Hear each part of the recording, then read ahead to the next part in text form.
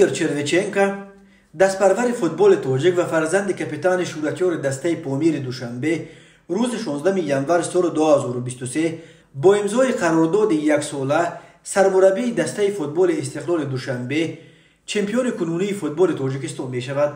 در این باره روز 15 ینور به ژورنالیستان خود چروچینکا خبر داد.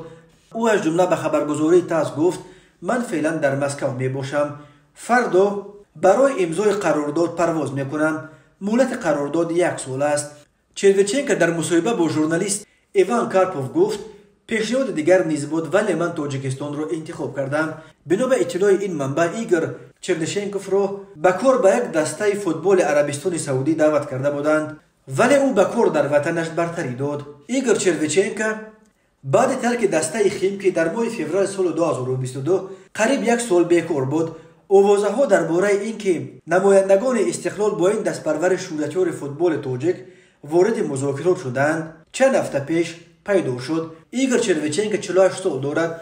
او در برابر یوری سیامین و رشید رئیموف از انگشتشمار نمایندگان فوتبال تاجیک است که در سالهای مختلف باعث سرمربی تیم‌های گوناگون لیگ عالی فوتبال روسیه کار کردند. ایگور چروچینکا 21 آگوست سال 1974 در تاجیکستان به دنیا آمده است.